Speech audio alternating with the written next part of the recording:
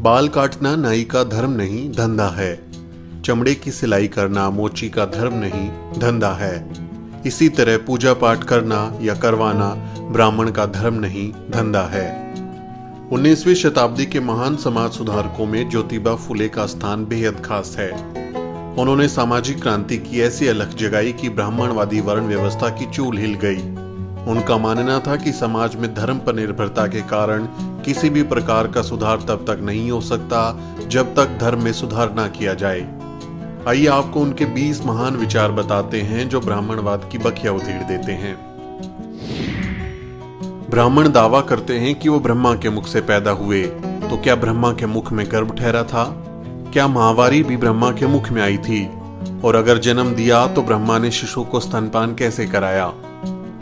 स्वार्थी ब्राह्मण पंडितों ने आम लोगों, शूद्रों और महाशूद्रों को सदा के लिए गुलाम बनाए रखने और अपना स्वार्थ पूरा करने के लिए धर्म और पाखंड को इजाद किया और उसके समर्थन में अनेक झूठे ग्रंथों की रचना की, जिसमें केवल पाखंड और काल्पनिक कहानियां भरी पड़ी हैं, जिनके जाल में अनपढ़ अशिक्षित जनता को फंसाकर वे अपना उल्लू सीधा करना चाहते थे और प्राचीन काल से कर रहे थे। मंदिरों के देवी देवता ब्राह्मण पुरोहितों का ढकोसला हैं। दुनिया बनाने वाला एक पत्थर विशेष या खास जगह तक ही कैसे सीमित हो सकता है?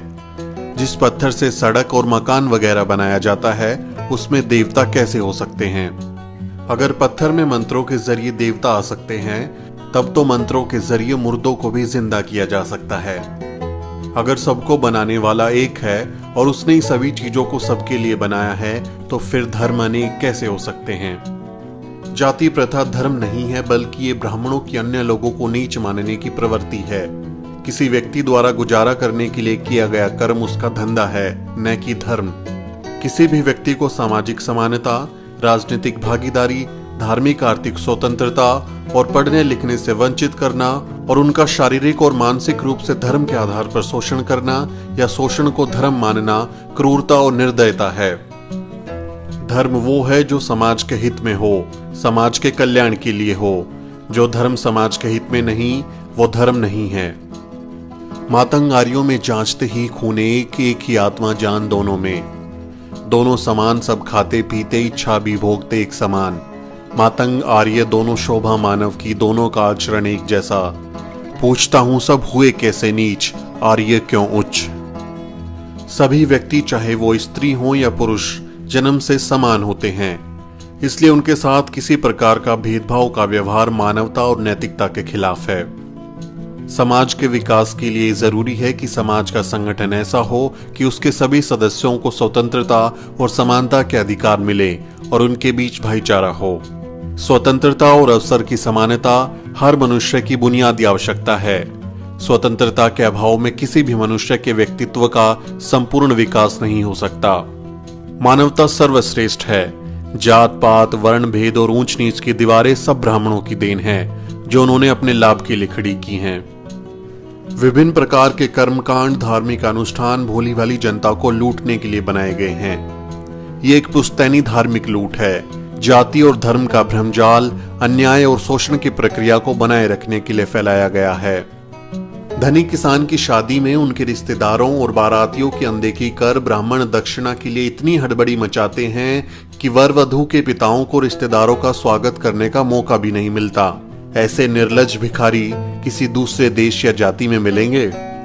ब्राह्मणवादी अपनी घृणित सोच के कारण मैला खाने वाली गाय का पेशाब पीकर पवित्र होते हैं, लेकिन एक शूद्र के हाथ का साफ सुथरा पानी नहीं पीते। समाज में व्याप्त धार्मिक कट्टरता और अंधविश्वास सामाजिक एकता और बंधुता में सबसे बड़ी रुकावट है।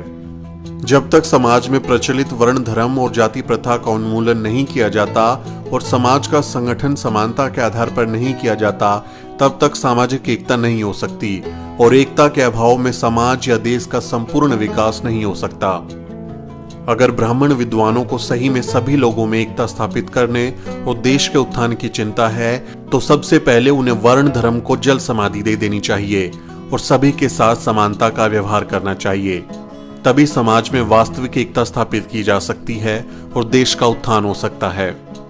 विद्या बिना गई मति, मति बिन गई गति, गति बिन गई नीति, नीति बन गया वित्त, वित्त बिन चरमराए शूद्र, एक अविद्या ने किए कितने अनर्थ।